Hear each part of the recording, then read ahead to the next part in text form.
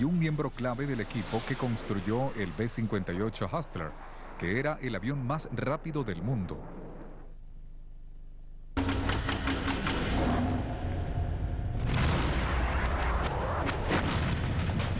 Del sonido.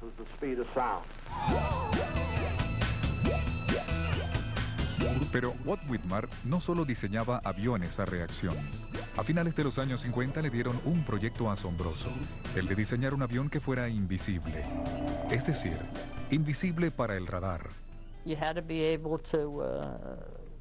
Tenía que ser invisible y no detectable en 360 grados, porque ya para esa época se empezaban a conectar una serie de radares entre sí, y la única forma en que se podía lograr eso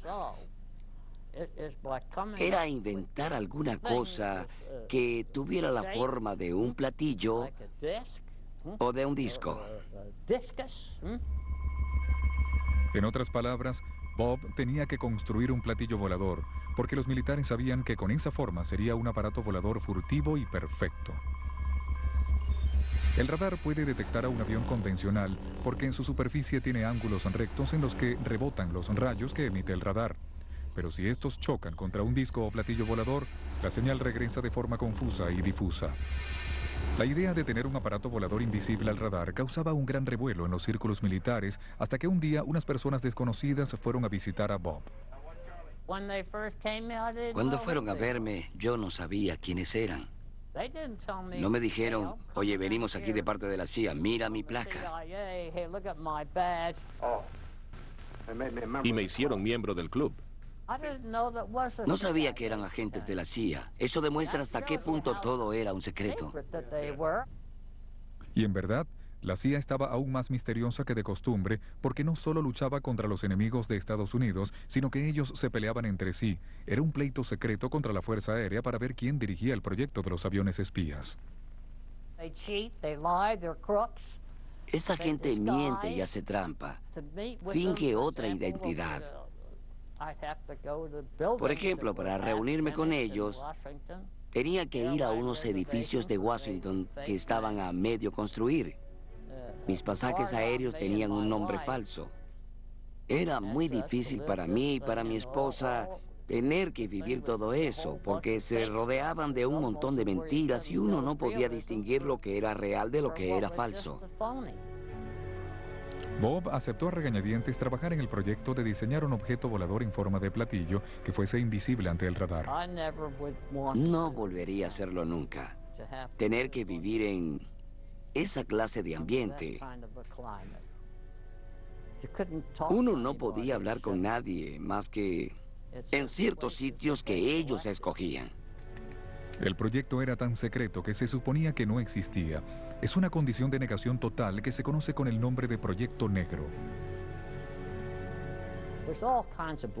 Hay muchas clases de negro. Yo les hablo del negro más extremo. Yo vivía en eso, en el llamado negro extremo. Los proyectos de Bob nunca salieron a la luz. La CIA retiró todos sus archivos y sus diseños. Bien, y creo que con eso termina la historia. ¿De veras? Pues mientras que la CIA mantenía a Bob en la oscuridad, salía a la luz otra nave circular.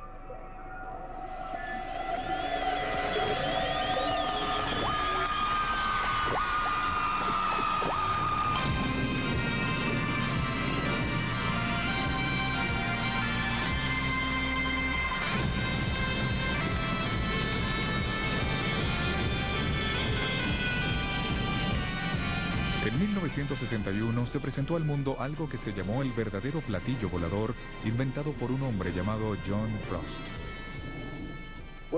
Bien, el ejército de Estados Unidos está interesado en un vehículo que pueda volar a ras de tierra, pero que no se detenga ante los obstáculos, los ríos y demás, y que salte sobre las pendientes y los troncos. Este vehículo, llamado el Abrocar, tenía muchos problemas, según recuerda Dodd Garland, uno de los ingenieros del túnel del viento. Probamos el abrocar en el túnel y vimos que era muy inestable. Cuando uno lanza por el suelo un plato o la tapa de una rueda, tiende a dar vueltas de esta forma, y el abrocar tiene una tendencia a hacer eso.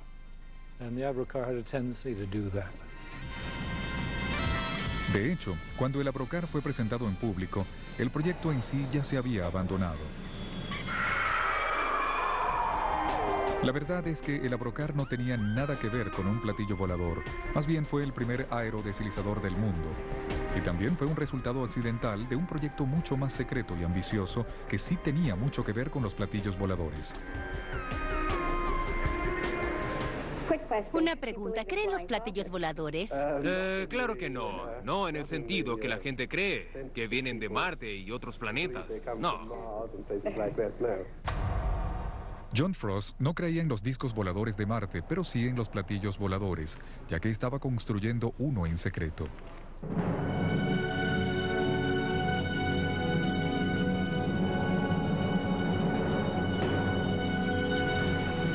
Esta película nunca ha sido vista por el público en general. Se hizo solo para el personal militar con autorización especial y muestra el trabajo del equipo de proyectos especiales secretos de Avro al mando de John Frost. El ensamblaje del motor de prueba Viper 6 fue hecho por Avro Aircraft Limited para el desarrollo de una planta eléctrica con el fin de hacer un avión de plataforma circular. Consiste en un chasis básico de 6 secciones sin incluir el ala exterior, la cabina del operador, las turbinas y los controles de vuelo. Frost estaba construyendo un platillo volador de propulsión a chorro, cuyo nombre clave era el proyecto Y-2 o el sistema de armas 606A. Cuando se termine, se espera lograr un avance considerable hacia el advenimiento de los discos voladores. Y aquí también se utilizaba la tecnología alemana de los platillos. John Frost sabía de la investigación que en tiempos de guerra habían llevado a cabo los alemanes en materia de platillos voladores, que seguramente fue la base de los platillos que luego se vieron en los cielos de todo el mundo. Y eso ocurrió en la época en que la CIA estaba financiando una investigación sobre un diseño muy parecido al disco volador que Frost tenía en mente. Los militares de Estados Unidos se entusiasmaron con la imagen que les presentó Frost. El proyecto secreto de los platillos voladores demostraba que podían volar más alto y más rápido que cualquier aeronave o sistema armamentista conocido para la época. Los documentos de la Fuerza Aérea son ambiguos sobre el propósito de esos platillos. Mencionan que era posible usarlos como un sistema especial de reconocimiento. Avro creía que el vehículo podía funcionar de tal modo que lograría eludir las defensas y atacar a cualquier otro avión enemigo con total impunidad. Los militares invirtieron con entusiasmo una gran cantidad de dinero en el proyecto. El grupo de proyectos especiales se convirtió en una entidad independiente. Se le otorgó un puesto de la zona de pruebas de los vuelos y empezó a trabajar en lo que Frost empezó a ver como la forma ideal, que consistía en un disco volador totalmente circular. Yo no tenía idea de que existía algo llamado el Grupo de Proyectos Especiales porque era un proyecto rodeado de un gran secreto.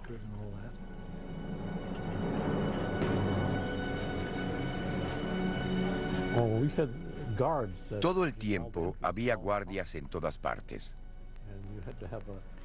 Y uno debía tener una identificación especial, con un círculo de un color determinado, para poder entrar en el área de los proyectos especiales. Yo era un diseñador ejecutivo en esa área y empecé a trabajar en el 606A, que era un diseño supersónico para la Fuerza Aérea de los Estados Unidos. El diseño que él proyectaba era el más codiciado por todos los diseñadores de aeronaves y consistía en un vehículo circular totalmente cerrado, o sea, un disco volador. La única idea que tenía Frost en mente era la de un círculo. En ningún momento quiso cambiar el proyecto. Y a mí me parecía ideal porque despegaba de forma vertical. Pero la verdad es que el fantástico platillo volador supersónico que imaginaba Frost estaba muy lejos de hacerse realidad. En él se aplicaba de la forma más pura el efecto Coanda de los platillos voladores y debía tener 6 potentes reactores que succionaban el aire que se hallaba sobre el disco y que le permitían al platillo despegar y hacer toda clase de maniobras. Pero poner a prueba la nave con sus 6 grandes reactores no iba a ser fácil ni seguro. Rei Takuchi fue puesto al mando de la construcción de un aparato de prueba a escala natural. Tenía una forma de hexágono o de polígono de 6 lados, encima del cual estaba el equipo, es decir, la parte interior del 606A con los motores Viper y el ventilador. Cada montaje que gira se compone de un aro superior y otro inferior donde están las aspas del compresor y de un aro central donde están las aspas de la turbina. Estas se unen a un ducto de salida para los gases de escape, que se incorpora a la estructura fija. Ken Lockwood era otro de los ingenieros de ese proyecto especial. Yo era ingeniero de funcionamiento. Ya había trabajado en Inglaterra en otros proyectos supersónicos.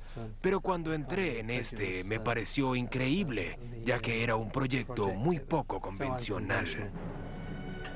En cada sección se alberga un motor Armstrong Siddeley Viper que se usa para generar el gas que impulsa el compresor que se encuentra en la turbina central. Se trataba de un vehículo a escala natural que se construyó dentro de una edificación de concreto para poner a prueba los motores y los sistemas de armas de lo que sería el sistema de armas 606A. Se suponía que el funcionamiento del platillo sería impresionante debido a que tenía un motor enorme de casi 9 metros de diámetro y que debía tener una potencia tan grande que lograría el despegue vertical de la nave y luego una velocidad de vuelo entre 3.000 y 5.000 kilómetros por hora. El aire entra en el compresor y después de pasar por el ala interior se expulsa a través de una serie de aberturas calibradas. Luego vino el periodo de prueba en el que se trató de hacer funcionar una de las naves supersónicas más potentes jamás construidas, lo cual resultó ser una tarea aterradora.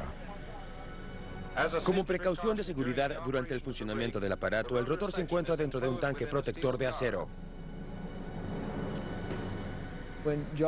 Cuando John Frost hizo la primera prueba del aparato con toda su potencia, el edificio se desalojó cuando surgió el peligro inminente de una explosión, ya que las células de combustible de la aeronave estallarían y todo el edificio podría ser destruido.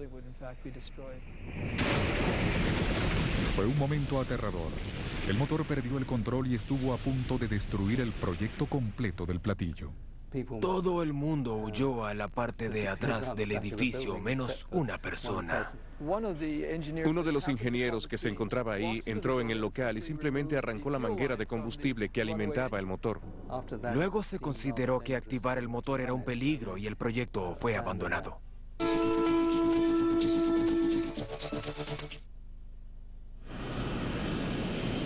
El avión espía U-2 de la CIA fue un proyecto negro clásico, que se llevó a cabo en el secreto más absoluto por más de 8 años y que seguiría sin conocerse hasta el día de hoy, de no ser por los dramáticos acontecimientos que ocurrieron en 1960, cuando el piloto Gary Powers fue derribado sobre Rusia, donde estuvo 2 años preso hasta que fue intercambiado por un espía ruso.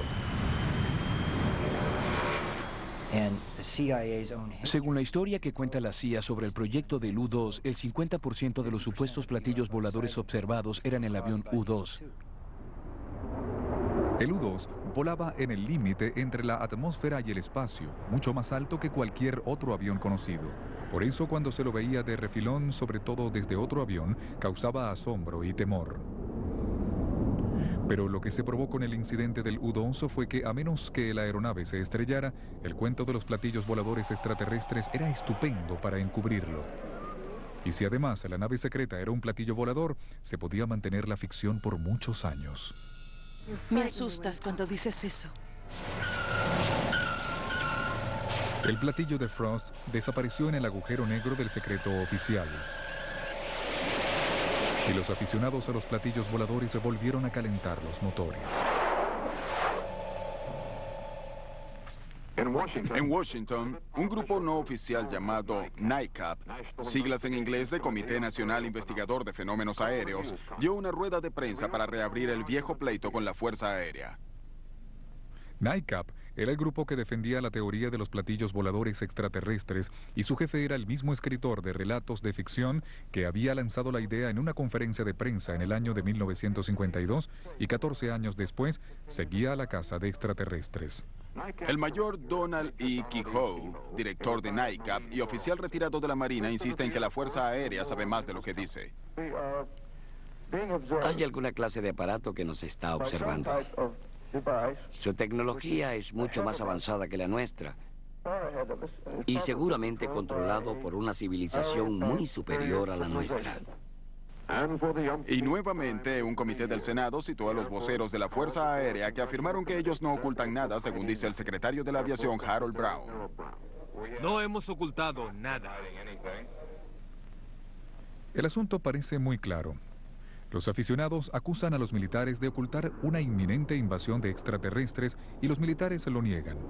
Nadie toma en cuenta una tercera posibilidad, la de que los ovnis son una aeronave de los mismos militares.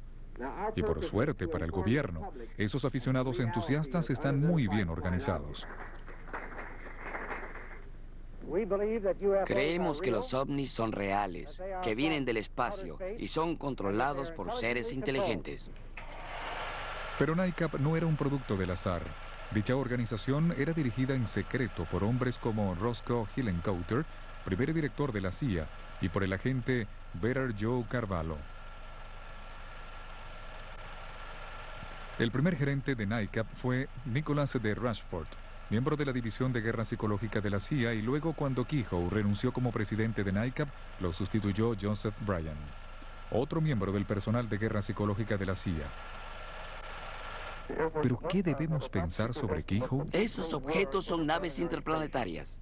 ¿Acaso creía sinceramente en los platillos voladores extraterrestres o tenía alguna relación con la investigación militar norteamericana de los discos voladores de Alemania? Uno de los hombres que podían saberlo era Andreas Epp, el ingeniero alemán experto en platillos que se había pasado al bando de Estados Unidos. En una entrevista grabada en 1997, Epp le dio una respuesta muy interesante a esa interrogante. ¿Cree que Estados Unidos quería mantener en secreto el proyecto del disco volador? Así es, y desde el principio. El mayor Keyhoe era miembro del Pentágono. Estaba en el departamento de los platillos cuando se enteraron de que Alemania estaba construyendo un disco volador. No se sabe quién estaba al mando de la campaña para propagar el mito de los alienígenas, pero este tuvo un éxito espectacular, y donde más lo tuvo fue en Hollywood, la tierra de los sueños.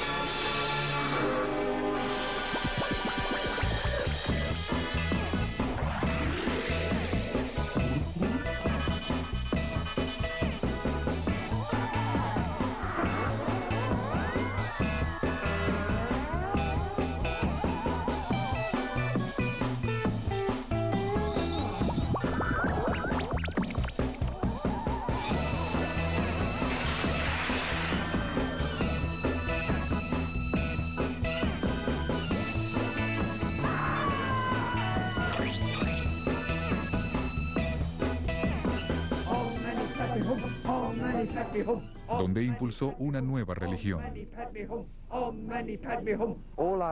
Toda nuestra información nos las da nuestro líder, un gran yogi que está en contacto directo con la inteligencia espacial.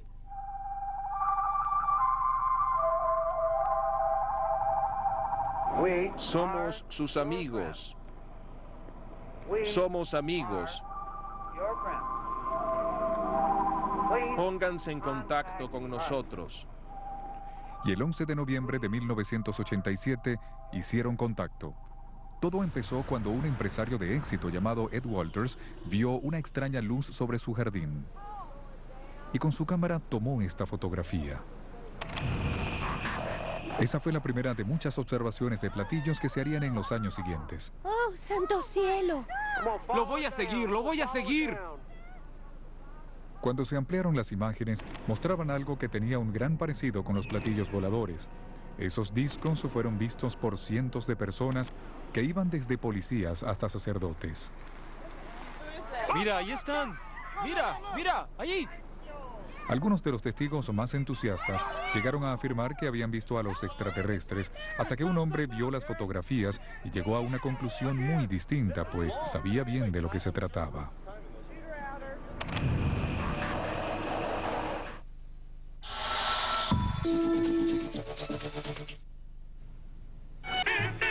Hace 17 años, en la zona de Gulf Breeze, en el estado de Florida, se observó la mayor serie de platillos voladores de la historia de Estados Unidos.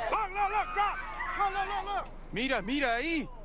La mayoría de las cientos de personas que los vieron quedaron convencidas de que eran extraterrestres, pero un hombre creía algo muy distinto. Cuando alguien dice que algo existe, eso no es verdad necesariamente. Se tiene que probar científicamente que se trata de algo real. Pero en cuanto a los objetos que se vieron en Gulf Breeze, su configuración era tal que se podía ver un poco hacia adentro. Y lo que se veía adentro era una luz. Y tenía el aspecto de una llama. Y no solo eso, sino que su forma era circular. Boyd Bushman creyó reconocer qué era lo que impulsaba a los platillos, y lo pudo hacer porque él había trabajado en esa tecnología. En efecto, había pasado 35 años al frente del proyecto armamentista que estaba diseñando el prototipo del misil Stinger, para luego pasar a trabajar en la empresa Lockheed en el diseño y la fabricación del platillo volador militar de Estados Unidos. Durante su permanencia allí, su grupo hizo experimentos con una fuente de energía totalmente nueva y radical. Esto no es más que un rollo de 250 cables número 30 que unimos y luego conectamos al tomacorrientes común y corriente. Lo que sucedió asombró a todo el mundo. Ahí lo tienen. Bushman aún no entiende claramente cómo funciona, pero cuando vio las fotografías de los platillos de Gulf Breeze, se preguntó si no funcionarían con la misma tecnología. Empieza a echar humo. Ese rollo de cables es muy peligroso y se calienta en pocos segundos. Y según Boyd, eso explica el resplandor blanco que se veía dentro de los platillos de Gulf Breeze, que él supone que eran discos no tripulados. Si se modifica el voltaje y la frecuencia, esta configuración puede volar. Y de hecho vuela perfectamente bien. Yo creo que eso fue lo que hizo el grupo del experimento de Gulf Breeze. ¿Qué clase de experimento? Boyd cree que esos platillos eran otro proyecto secreto realizado por el ejército de Estados Unidos. Seguramente no era más que otra rama de lo nuestro. Los planes secretos tienen muchas curvas y recovecos. Yo estuve en varios de ellos. Y me topé con este invento que seguramente se desarrolló si ellos en verdad hubieran escogido esa área para demostrar su tecnología. Ellos son capaces de hacer eso y mucho más. Y en efecto, eran capaces de hacerlo. En los años 70 fueron vistos una gran cantidad de ovnis, aunque tenían una forma distinta. Parecían tener una forma triangular en lugar de circular. Se desató un gran frenesí entre los observadores de ovnis, hasta que este hombre apareció en la escena. Se trata de Jim Goodall, que hoy en día es el curador del Museo del Vuelo en Seattle, pero que se dedica a otras cosas en su tiempo libre. Salgo al desierto siempre que puedo. En los últimos 15 años he estado ahí unas 80 veces o más. Jim se acerca a las instalaciones secretas de la aviación para fotografiar los llamados proyectos negros de Estados Unidos. La mejor forma de que no te vean es rentar un vehículo de un color neutro, y yo tenía una red especial para no ser visto por las cámaras infrarrojas. La colocaba sobre el vehículo, encima le colocaba ramas y hojas, y de ese modo ellos no podían ver algo evidente. En 1988, Jim tomó la fotografía de una nave que se había tenido en el secreto más absoluto durante 10 años. Había sacado mis cámaras. Oí que algo despegaba. Vi un T-38 en el aire, el cual identifiqué, y luego pude ver sobre mi cabeza un F-117. El F-117 es el avión caza furtivo que llevaba más de una década volando sobre Estados Unidos, y su aparición se explicaba con el mito de los extraterrestres. Usé toda una película Kodachrome de 36 fotografías, y creo que tomé tan solo 2 que no estaban borrosas. Me puse a temblar. Fue uno de los momentos más emocionantes de mi vida, y tomé esta imagen que ven aquí. Con esa fotografía, Jim reveló la verdad sobre las naves triangulares. Si se ve un F-117 de frente, parece un platillo volador. Y por supuesto, cuando uno no sabe lo que es algo, es un objeto no identificado. Y si se trata de algo que está en el aire, pues es un ovni, un objeto volador no identificado. En los años posteriores a la fotografía de Jim, se calmó la fiebre de los ovnis triangulares, pero no la de las naves de forma circular. Hace algún tiempo, la Fuerza Aérea Mexicana reveló unas películas asombrosas filmadas por sus pilotos con película infrarroja. Lo más extraño es que aunque se veían 11 naves, solo 3 de ellas fueron captadas por el radar. ¿Será que por fin han llegado los extraterrestres? ¿O que también estos platillos son obra de los militares de Estados Unidos? Yo tenía un amigo muy querido que se llamaba Ben Rich y que reemplazó a Kelly Johnson en los proyectos secretos de la Lockheed. Unos 10 días antes de que muriera pude hablar con él y me dijo: Jim, tenemos cosas allá en el desierto que están 50 años adelantadas a nuestra época. Hay unas 4.500 personas en esos proyectos de Lockheed. ¿Qué han estado haciendo en los últimos 20 y tantos años? Algo están construyendo. Papá, ¿viste algo allí afuera? No vuelvas a empezar con esa tontería de los platillos voladores. Doblado al español en Lip Sync Audio Video. Desde la mente humana. Solo entonces podremos descubrir si la clave de los ovnis radica en lo alto del cielo o aquí, en nuestro propio y misterioso planeta. Bueno, si son voladores estarán en el cielo, ¿no? Por más que tener nuestro planeta sería mucho más fácil verlos, pero había quedado algo pendiente, me decía. Sí, lo que yo quería decir es que últimamente se asiste a un incremento de grupos de tipo milenarista que tienen que ver con el tema OVNI, concretamente, del estilo del grupo de Valentina de Andrade, a las que llamamos sectas platillistas. Todos escuchamos hablar de la secta de Valentina de Andrade, secta Luz. Creo que va más con el aumento de las sectas, pero ¿no? De todos modos tiene que ver con el tema OVNI porque generalmente estos grupos utilizan al OVNI como carnada, como cebo, para atraer a sus adeptos a distintos cursos y demás. Es el caso concretamente del grupo que lideran tanto Sergio como Estela, o sea, ellos están manejan un grupo de tipo platillista que se llama Bienaventuranza Cósmica. Pero no, Agostinelli, no sectarista, no de secta, Agostinelli, yo no como estoy, decís vos. Vos abrís la boca, corazón, y empezás a destilar merda. No. Vos no tenés respeto por nadie. No, yo corazón. respeto sus creencias religiosas. Yo he ido a pedir derecho a réplica a los canales por las barbaridades que estás diciendo vos. Vos estás mezclando una señora asesina, de la cual ustedes tenían noticias y no declararon en su momento, sino cuando les convino. No, hace un año por nosotros favor, denunciamos, Tení un poco de respeto en por el diario tu vida, Página 12, por Dios, por el Padre. No en metas el diario a todos Página dentro 12, de una misma bolsa. Tener respeto, estaba Agostinelli. hablando. Yo respeto profundamente sus creencias religiosas, no así sus apreciaciones de tipo científico, pretendiendo Te he dar llamado visos por de teléfono seriedad para hablar con vos, no has dado la cara, nunca, te no he recibido ningún llamado. Se están yendo los ovnis. Quería decir no me simplemente interesa, no me interesa. algo más. Estoy yendo, estoy invitado, por eso.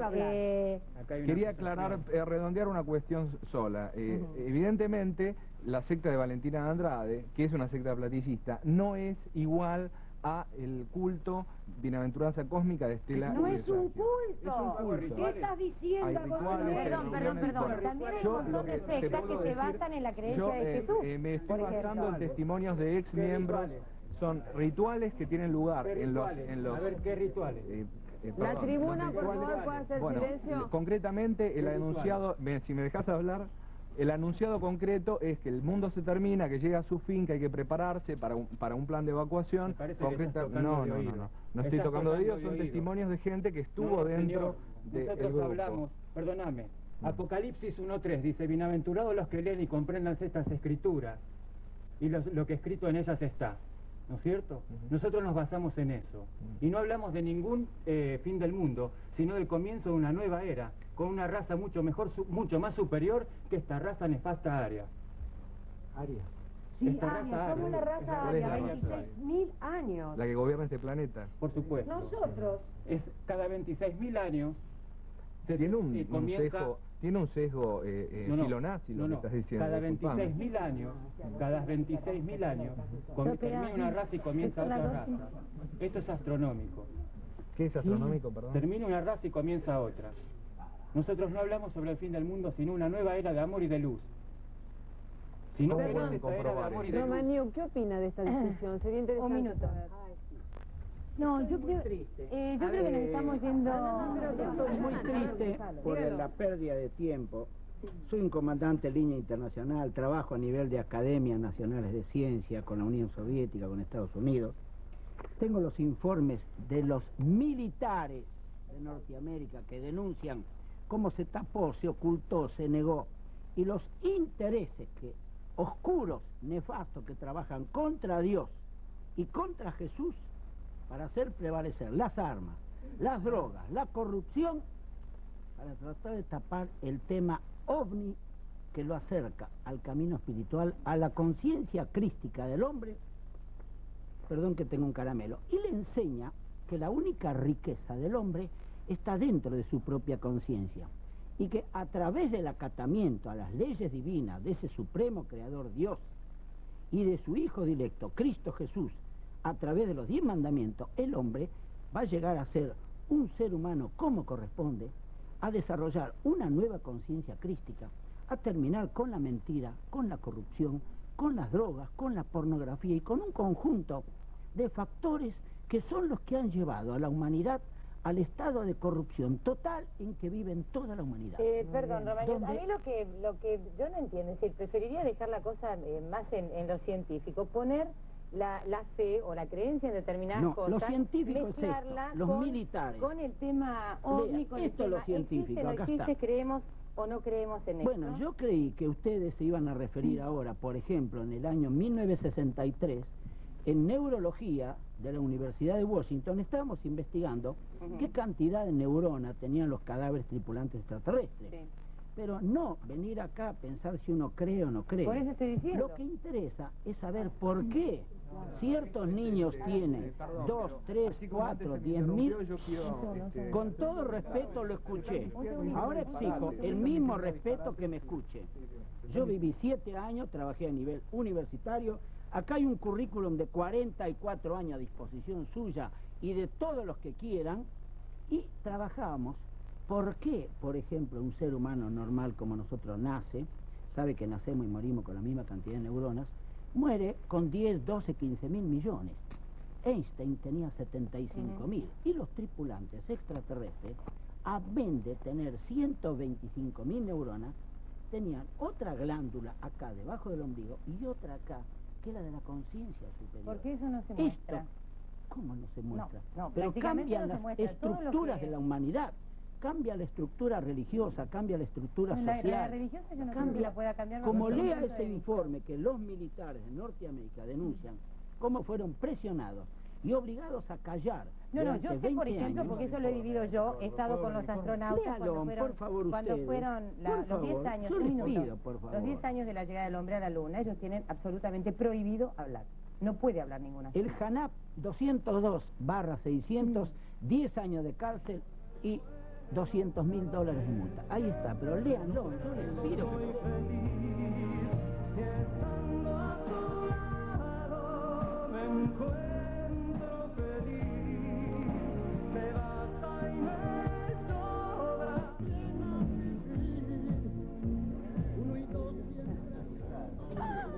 Mejor escuche un ratito las ofertas de Garmin. Casual que cuando en cualquier revista de divulgación sale el tema de objetos voladores no identificados, diga lo que diga, sostenga su existencia o la niegue, con la polémica, en general se produce un ascenso inevitable de las ventas. ¿Por qué? Porque es un tema que interesa. Ustedes lo han visto esta misma tarde, el nivel de la intensidad en la discusión sobre estos temas, que dijimos que inicialmente partía de la pregunta si es verdad o si es mentira, a partir de lo cual se abren, por supuesto, muchas alternativas. Nadie niega que hay en el cielo objetos voladores no identificados. Otros van un paso más allá, que han tenido contacto personal. En el caso del ingeniero Romaniuk, afirma que existe una autopsia de un tripulante. ¿No es así, ingeniero? 6, no una. 6. Para Agostinelli eso no existe. No, yo no digo que no existan, yo digo que no existen pruebas de la existencia de esas 6 autopsias. Bueno, evidentemente eso yo lo desconozco completamente, creo que lo desconoce la ciencia, es algo, una elucubración absolutamente infundada. Realmente no entiendo, si él tuviera alguna fuente, él diría la fuente si fuera algo realmente existente. ¿Cuál es su fuente, ingeniero Romano? Integré la comisión investigadora del apagón de Nueva York. Integré la comisión investigadora del apagón de Nueva York, 9 de noviembre de 65. Y estuve en la Universidad de Washington, en el departamento neurología, investigando eso con la doctora Hedge. Y a nosotros nos interesa el detalle, no si cree o no cree la gente. Permítame, ingeniero, una precisión. ¿Usted vio esos cuerpos? Sí, los vi. ¿Los vio? Sí, ¿Qué tamaño eran? Y tengo fotografías así chiquitos, quemados. ¿De qué color? Tengo 36 fotos, totalmente quemados, carcomidos. Ya estas fotografías... ¿Tiene algo que ver con los hombrecitos verdes, lo que se hablaba? No, en absoluto. Cuando se firma el acta de liberación de información en Washington y salen a publicidad todos los archivos secretos hasta ese año, ahí todo el mundo recibió esas 36 fotografías. Y este informe, que con toda humildad le pido por favor que lo lea al señor Agostinelli. Se lo regalo, léalo tranquilo, analícelo. Mientras Agostinelli lo lee, esto es, el arquitecto... No tiene fuente, es algo sin membrete, sin firma, no tiene ningún valor. Yo le pido... Bueno, le traigo al comandante en jefe del ejército norteamericano que se lo venga a rubricar delante suyo. Agostinelli, ¿está conforme? Un poco en la gran confusión que hay. Yo le pido que le dé un vistazo. Hablamos con el arquitecto en el próximo bloque. Y por ella se cambió hasta de lugar a ver si podía hablar. Usted ayer dijo que no cree en los horóscopos y hoy tampoco en los fotovoladores. Bueno, yo le diría lo siguiente. Primero hay que distinguir lo que es vida extraterrestre de platos voladores. Con respecto a lo primero, la ciencia no lo afirma pero tampoco lo niega. Así que es una cuestión totalmente al margen. Es más, se supone hay hipótesis bastante plausibles de que debe haber vida extraterrestre. Por eso esa escucha permanente, incluso acá en Villa Elisa y en todo el mundo. Vida extraterrestre. Sí. Ahora viene la otra cuestión. ¿Existen naves tripuladas que nos estén visitando? Con respecto a eso, la ciencia dice de que no existe absolutamente ninguna evidencia.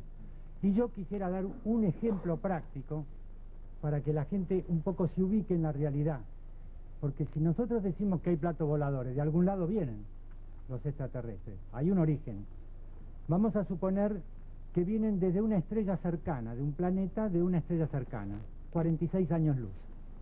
Y vamos a suponer que, como se trata de una civilización que tiene un adelanto científico apreciable, hayan desarrollado una nave que pueda viajar a 3.000 kilómetros por segundo. Esto significa viajar de Buenos Aires a Nueva York en un poco más de 2 segundos. Es algo fantástico. Si mañana apareciera acá una nave tripulada de ese planeta cercano a esa fabulosa velocidad, debería haber viajado durante 4.600 años para llegar a la Tierra. O sea que un viaje de ida y vuelta, 92 siglos, significaría 1 vez y media la historia de toda la humanidad. Entonces yo pregunto si estamos siendo visitados permanentemente por platos o por extraterrestres que están dando vuelta permanentemente y viajando alegremente durante 46 siglos. Nos detenemos en 2 respuestas. El ingeniero Romaniuk además es aviador. El doctor Frederick Bell, ex directivo de la NASA del proyecto Apolo y Saturno, trabajó con Werner von Braun, hizo una conferencia de prensa internacional en Los Ángeles, en Laguna Beach, está a disposición del señor. Cuando él lo interpelan 100 periodistas y le dicen, doctor, ¿usted entró en contacto con los seres del planeta Erra? Sí, y viajé al planeta Erra. Entonces, riéndose todo el mundo, le dicen, ¿cómo hizo usted para recorrer 500 años luz con la edad que tiene usted? Entonces les cuenta con todo respeto, y yo se lo voy a transmitir, un plegamiento del espacio significa un siglo, ¿no es cierto? ¿Se produce cuándo? Cuando la luz, que es curva, ya lo dijo Einstein, la luz no es recta, es curva. Si es curva, significa que la colita en algún lugar del espacio cósmico se junta con la cabeza, ¿no es cierto? No. ¿Cómo La luz no? no es curva, el espacio es curva. No, Señor, la luz es curva. No, absolutamente. Lo dijo Einstein en el año 1900. No dijo eso. Discúlpeme, está equivocado. No, Lo que señor. dijo Einstein, que en la proximidad de los cuerpos pesantes, el continuo espacio-tiempo se deforma y la luz hace ese recorrido curvo. En proximidades de las materias colapsadas del abismo negro, permítame seguir con lo que declaró pública y mundialmente el doctor Bell y está a su disposición, ese plegamiento del espacio y esa curvatura de la luz, que equivale a un lustro, penetra dentro de ese sector que es hiperespacial, donde un segundo del hiperespacio puede llegar a significar 80.000 años luz. Y la nave se desplaza a través de distintos planos interdimensionales, no solo entre planeta y planeta, sino entre sistema y galaxia. Y eso es público, estuvo publicado mundialmente, no solo en Estados Unidos. Y yo le entrego una copia con toda humildad y con toda sinceridad para hacer una pequeña aclaración. Adelante. Usted está reflotando la teoría de Kaluza y Klein, que se refiere a la heptaesfera. Pero la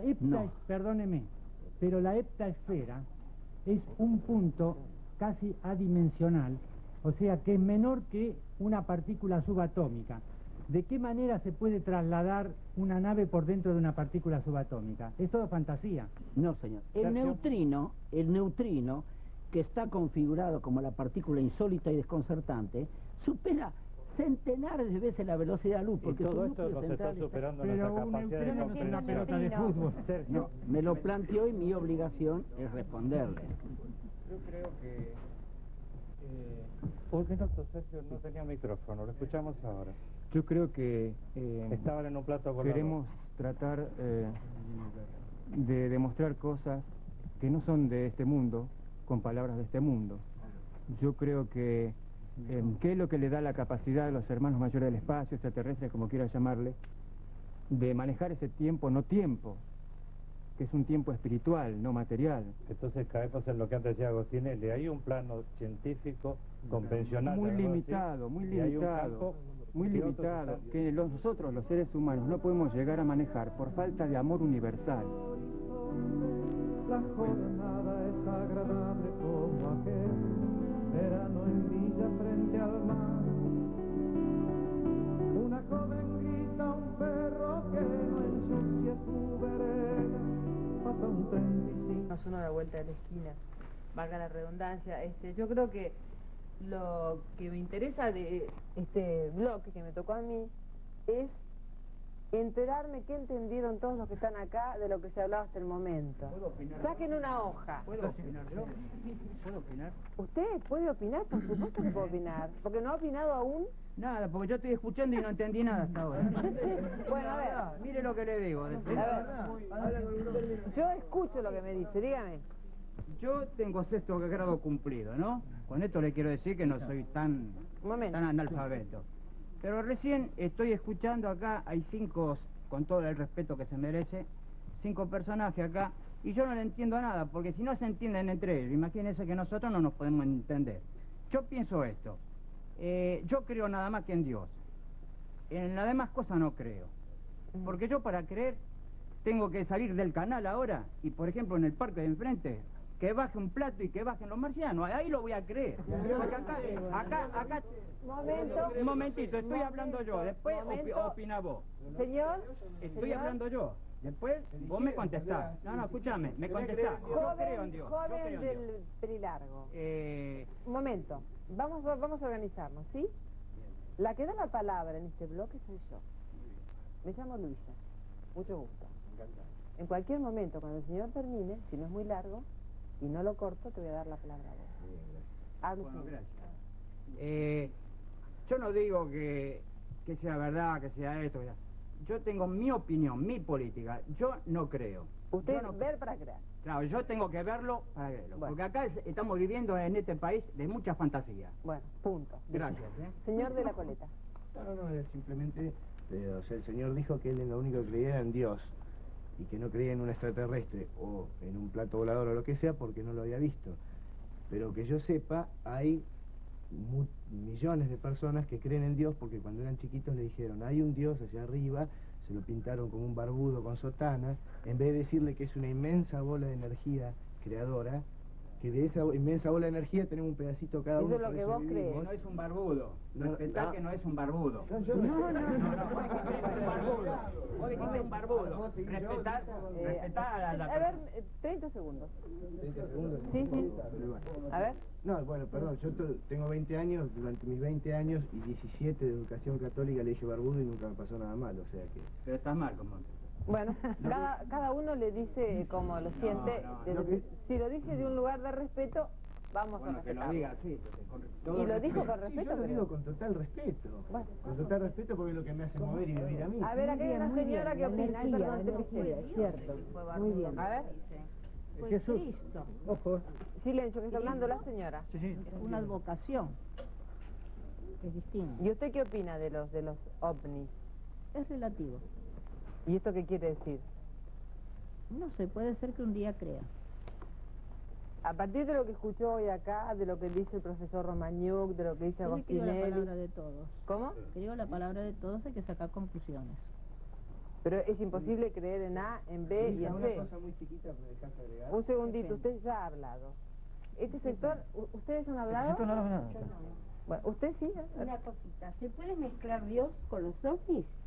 A ver, vamos a preguntar no tendría sentido la existencia a cada uno de los integrantes del panel de gente que sabe. ¿Sí o no es la respuesta, por favor? ¿Se puede mezclar a Dios con los ovnis? Evidentemente, lo que hace normalmente la gente es mezclar ambas cosas a un nivel de creencia y eso es lo que dificulta un poco la comprensión del tema en un debate como este, donde si nosotros vamos a analizar si existen o no evidencias científicas de la existencia de un fenómeno ovni, que el fenómeno ovni, digamos, es no identificado, no dice nada acerca de lo que es, ni de su origen, ni de su naturaleza ovni, nada más, no ¿Estás casado? ¿Estás casado? Sí, ¿por qué? ¿Así viste el sí vos? Caballero. No, creo que no tienen... Lo digo, tengo 36 años, soy casado y 3 hijos, y por la verdad, por si... No sé qué tiene que ver, pero por la verdad, ¿Sí o no? no tiene absolutamente nada que ver, porque primero no necesito ningún extraterrestre refuerce mi fe. Eso es, para mí me queda claro, no necesito que nadie me venga a dar el mensaje de fe. Bueno, listo. Profesor Romagnuc, ¿se puede mezclar? No se mueve una hormiga ni una galaxia que no esté precisada en las leyes de Dios. Dios es el único supremo creador de todo el universo, donde hay cientos de millones o miles de millones de galaxias y cada una tiene más de 190.000 millones de otros mundos como el nuestro. Y en la mayoría existe hidrógeno, carbono, nitrógeno y oxígeno, con lo cual estamos compuestos nosotros, las plantas y los animales. Bien. ¿Qué dicen las chicas? Que en filosofía, y por lo poco que conozco, las reglas de Santo Tomás de Aquino para demostrar la existencia de Dios dicen que justamente no hay nada en el orden sideral que se mueva si no es justamente porque creemos en Dios. Por eso para mí se puede mezclar. O sea, no concebiría la existencia si no fuera por Dios. Luisa, ¿Qué? A ver, él habló.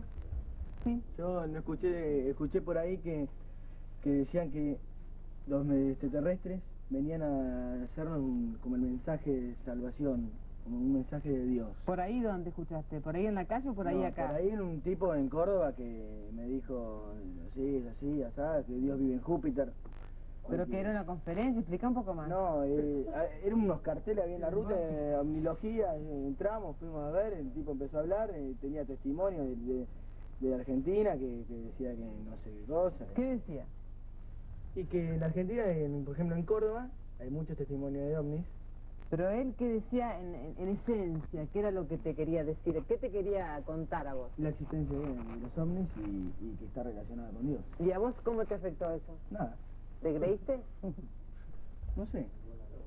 ¿Cómo no sabés si le creíste o no? No sé, porque hasta ahora nadie me lo ha demostrado. Sí. Es indudable, como se decía acá, que es egoísta negar existencia en otro lado. Ahora yo me pregunto por qué la mayoría de las fotos generalmente muestran reflejos, no son claras.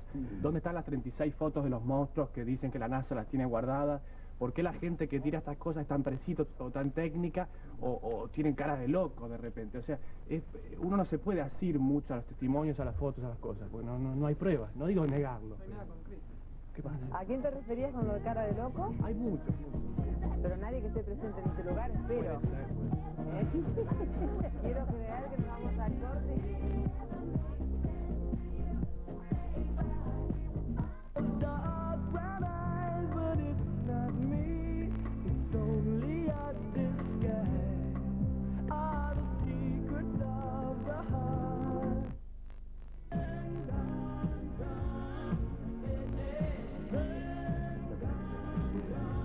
Pero con el material de noticieros exclusivos no pudimos poner el tape del día Galarza, pero vos estuviste en Victoria cuando fue lo de los platos voladores. Claro, el año pasado alguien llegó al noticiero con un tape de un ovni.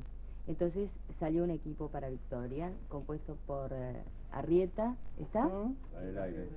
¿Está? Ah, ahí está el tape. Eso lo viste vos. Y ha desaparecido.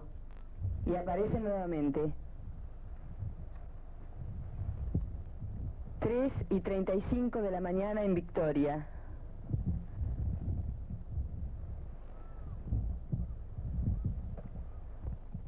Va. Grabando. Victoria, cerca de las 4 de la mañana.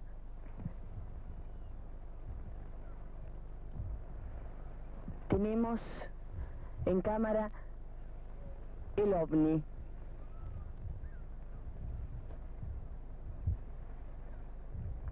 Aparece, desaparece. Tienen movimientos pendulares. Bueno, ¿lo viste? Sí, por supuesto.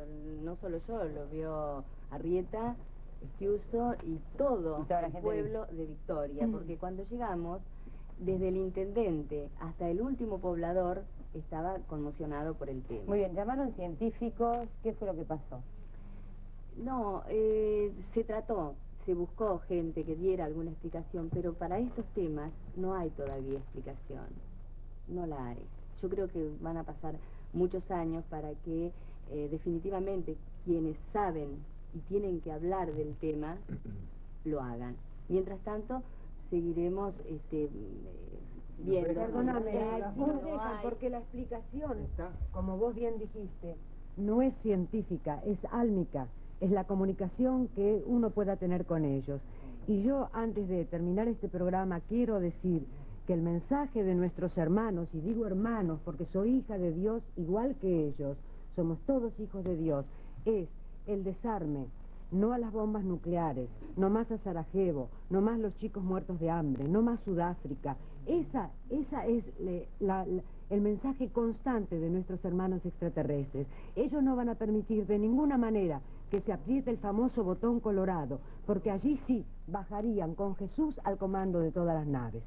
Eso con respecto, para que más o menos quede claro, ¿es así o no es así, profesor? ¿Es así o no?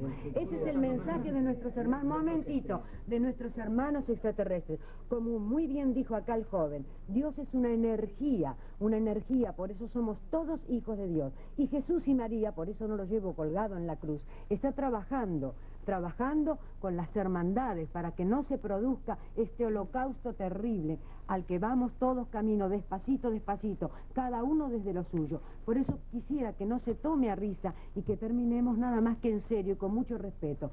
Porque si yo hubiese sabido que acá se iba a discutir el tema, si existen o no existen, yo no hubiese venido. Yo vengo nada más cuando se trata del tema, ¿cuál es la misión de ellos?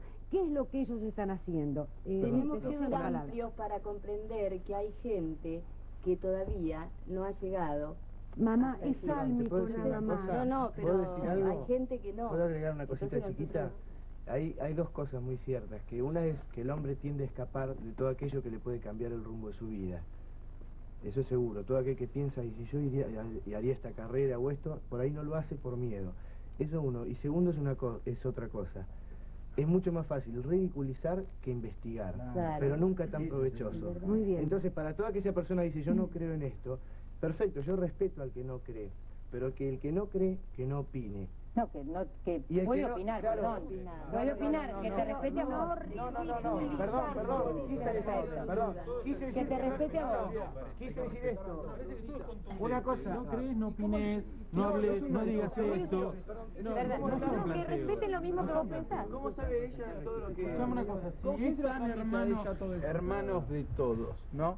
Y son súper avanzados. Chicos, ¿esta es una discusión bizantina? Porque los que creen y los que no creen siguen discutiendo esto de acá. Pero son súper avanzados. ¿Cómo puede...? O sea, pero si son tus hermanos, si son... pero son buenos, a nosotros nos hacen favores. Según ella no quieren la guerra, Mirá, ¿cómo puede morir? Perdóname, ¿sabes quién detuvo? ¿Sabes quién detuvo? Con ese criterio no crees en Dios. No, ¿sabes quién detuvo? A nivel medicina, ¿sabes? Tienen que estar muy avanzados. Silvia fue se mete tren, un mensaje exclusivamente divino. ¿Por qué no pudieron haber traído las calamidades? ¿Por qué no pudieron haber traído el SIDA? ¿Por qué no pudieron haber traído los terremotos? ¿Por qué no haber traído otros problemas? Lo que pasa es que hemos derivado... Un minuto, orden. Estamos entrando en una discusión bizantina en algo que podría haber sido y no sabemos si eso no es. O sea que... El elemento del discurso, hay un elemento que quiero remarcar en el discurso de Stella Moly, que tiene que ver, que es el común denominador de muchas sectas peligrosas, y no estoy diciendo que la de ellos lo sea. Simplemente estoy marcando que el tema del fin del mundo es utilizado como chantaje psicológico dentro de los adeptos para que estén dentro de su grupo y no salgan, porque la seguridad está dentro del grupo, no afuera. Vengan conmigo, estén adentro con mi grupo, que con nosotros van a ser elegidos. No, dijo que no estaban ustedes en eso. Yo estoy haciendo la salvedad, estoy diciendo que hay un elemento dentro del discurso que se asemeja al que sostiene este tipo de... Perdón, ¿qué puede haber sido lo que se vio en Victoria? Un minuto, por favor. ¿Qué puede haber sido lo que se vio en Victoria? Lo que vimos y filmamos. Quiero aclarar una cosa. Sí. En la imagen recién veíamos a gran velocidad esos objetos. Para nosotros, para nuestra vista, era como un avión. Un danzar muy lento. Muy lento. ¿Qué puede haber sido? Si no era eso. Yo me remito a lo que dije antes. Tenemos que usar un poco el buen sentido. De modo que fotos trucadas o no trucadas... No, acá no se trucó nada, por eso, o no trucadas, objetos que se ven pero que no se pueden distinguir. Una aurora boreal, hay gente que... Eso no era una aurora boreal. No, por supuesto, me refiero que existe en toda la atmósfera infinidad de fenómenos de reflexión, de refracción, que pueden confundir a cualquiera. Sí, pero ella aclaró que esto no tuvo explicación. Ella lo acaba de decir. No. Pero ¿para quién no tuvo explicación? Fuerza aérea, gente de ¿Cómo se transmiten ellos todo eso? Lo que hizo la Fuerza aérea. Científicos de la Fuerza Aérea. Técnicamente con un rayo láser podemos hacer volar. Yo creo que digamos una explicación muy clarita. Todavía no sabemos si crees o no crees. Para mí era bien. Luisa. ¿Por qué pensás que era Venus? Tengo que decir una cosa. Yo abrí un teatro en No, va y viene. Venus se ve siempre. Además, una obra que se llama Trabajando los 40. Los pilares de venir gratis los días jueves. Una cosa 52. Quería simplemente agregar, Luisa y Silvia. ¿Dónde hay una cámara? Ahí tenés tres, ¿viejo? ¿Dónde hay una cámara? Simplemente cuando nos propusimos este tema era para distinguir si era verdad o mentira. La conclusión a la que hemos llegado es que hay personas que creen. La creencia es un artículo de fe. Que hay otras personas que defienden el método científico. No es la verdad absoluta, es simplemente un método. Acá vimos las dos actitudes frente al mismo fenómeno. Nos falta